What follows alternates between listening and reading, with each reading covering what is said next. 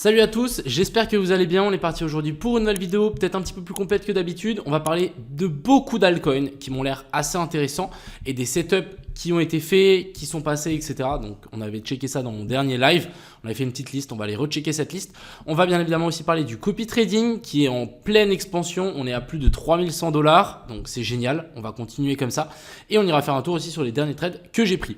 J'espère du coup que cette vidéo vous plaira. Je vous souhaite à tous un bon visionnage. On est parti. Crypto, million. Crypto, million. Crypto, million. Alors, pour commencer, on va parler du copy trading. Sachez que je suis à environ 3130. On est parti de 1000 balles. On est à 3000, donc on est à x3. L'objectif, ça va être de monter à 100 000 et avec vous. C'est ça l'objectif du copy trading, c'est que vous pouvez aussi prendre les trades en même temps que moi. Actuellement, il y a plus de 174 000 $ qui me suivent sur ce copy trading. Je crois que j'ai libéré des places tout à l'heure, donc il reste des places. Si jamais ça vous intéresse, il y a le lien en description de cette vidéo si jamais vous voulez toujours rejoindre ce défi. Et pour les gens qui veulent aussi comprendre les trades, pourquoi je les prends, etc. Il y a aussi le lien du coup de CryptoPro. C'est le groupe où on partage, où je partage en tout cas tous mes trades que je prends. Je corrige aussi vos graphiques, on fait du coaching. Bref, il y a beaucoup de choses, même on a aussi des lives privés. Donc n'hésitez pas à rejoindre, je pense que ça peut vous intéresser. Donc voilà pour cette petite parenthèse, mais vraiment je vais continuer à focus ce copy trading. Objectif, monter à 100 000 $. Donc encore à faire un x 33 et on y sera. Si seulement c'était si facile. Mais voilà, on y croit, on va y arriver. Donc ça c'était pour ça. Ensuite on va faire un petit tour quand même sur du coup les performances du mois de février. Je suis environ à plus 15 R, donc c'est vraiment même excellent. Avec une propre firme à 100 000 $ et que 1 R c'est 1%, bah vous êtes à 15 000 $ le mois. Donc c'est vraiment une super perf.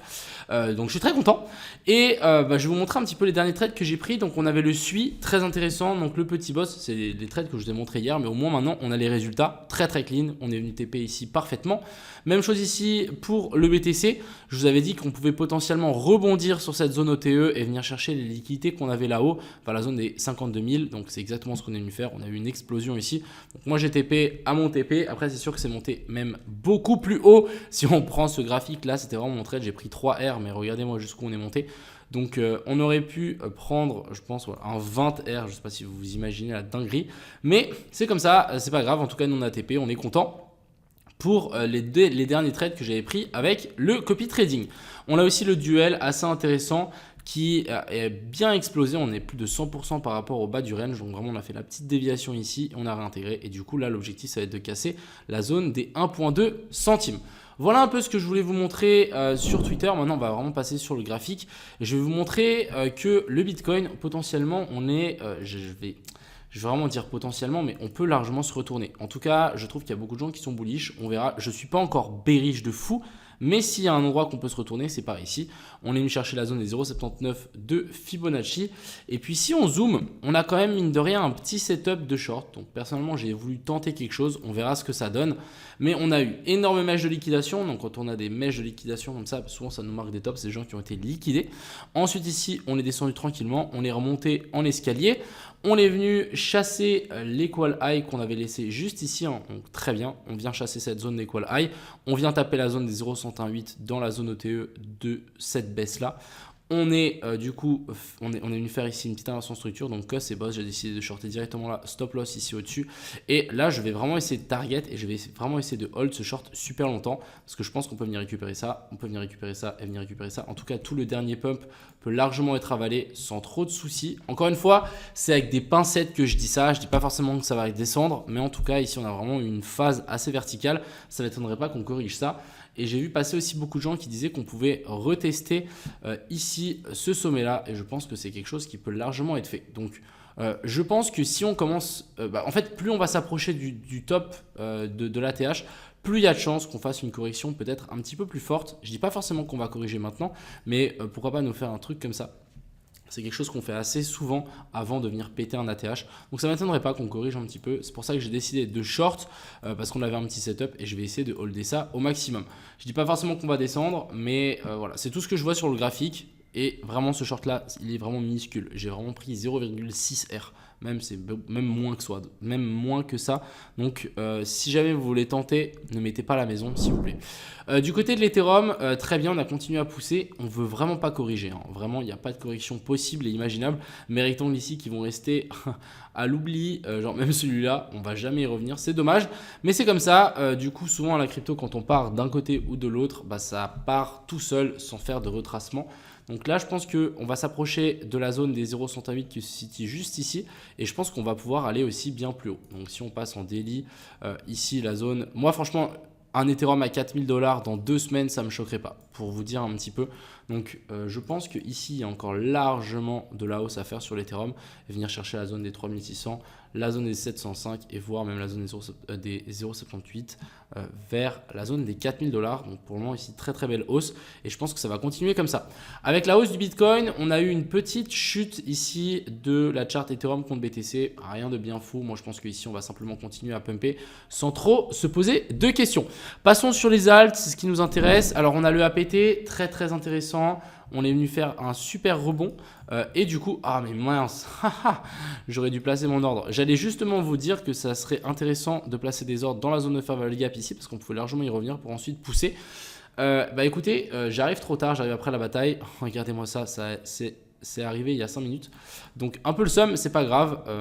En tout cas, l'APT, si jamais vous êtes dedans, holdez au maximum. Le truc, à mon avis, va partir d'un moment à l'autre. Et ici, on a vraiment une énorme dalle en béton. Mais à partir du moment où elle va être cassée, ça risque de s'envoler assez fort. On a le Blur qui nous a fait aussi une pattern très intéressante. On est venu du coup nous chercher un nouveau plus haut. Donc là, on vient nous faire un cos, continuation de la structure haussière. Et même ici, en fait, on a un boss. Donc là, ça devient très très intéressant d'essayer de retrouver un long sur le Blur. Donc ici, on peut imaginer qu'on est venu faire un petit cos et boss en 1 heure. Donc vraiment la petite inversion de structure. Maintenant, on corrige. On vient chercher la zone de FVG juste ici en dessous vers la zone des 70 centimes. On vient s'appuyer là-dessus et après, je pense qu'on va pouvoir de nouveau s'envoler assez fort. Donc là, pour moi, le Blur, on est toujours dans cette espèce de phase d'accumulation verticale et à un moment ou à un autre, bah ici, on va juste partir en tout droit vers le haut et l'objectif, ça va être dedans. Donc là, l'objectif, ça va être essayer de le choper vers la zone des 70 centimes pour le Blur. On va parler du Solana. Donc Solana, c'était mon trade que je vous ai montré hier. Donc on avait bien fait de ne pas déplacer notre stop loss à break-even et j'avais dit que s'il y a des gens qui voulaient rentrer, il fallait placer ses ordres ici en dessous. J'espère qu'il y en a d'entre vous qui l'ont fait parce que ça a été plutôt efficace. Là, du coup, maintenant, l'objectif, ça va être d'enlever ça parce que maintenant, on s'en fout de cette zone-là. Mais maintenant, ici, ça va être de potentiellement attendre une petite correction. Pourquoi pas venir s'appuyer sur ce sommet-là, juste passer un petit peu en dessous et ensuite vouloir repartir. Et là, on pourra avoir de nouveau une belle zone d'entrée. Donc, c'est pour ça que j'ai décidé de close. Je me suis dit, ok, je prends mes profits. J'attends tranquille qu'on revienne chercher un petit peu plus bas. Dès qu'on vient rechercher un petit peu plus bas, bon, bah, boum, je reprendrai une position sur ces niveaux-là. Mais tant qu'on n'a pas de setup vraiment clair, j'ai préféré prendre des profits et me dire, ok, le Bitcoin, il a bien rebondi. On peut potentiellement chuter un petit peu. Les alts sont encore assez faibles. Pourquoi pas faire ça? Ensuite, parlons des alts que je vous ai parlé dans mon live la dernière fois. Donc déjà, on a le STX. Je regrette un petit peu de ne pas les avoir surveillés un petit peu plus que ça, mais regardez-moi comme c'est clean. Prise de liquidité, cos, boss, on vient chercher la zone de FVG, on rentre ici et regardez-moi ce pump magnifique. Juste magnifique. Là, on aurait eu ce trade-là. Alors, je vais vous le prendre à l'œil, non, pas comme ça, mais sur la zone de FVG. Stop loss, bien évidemment, sous ce plus bas-là.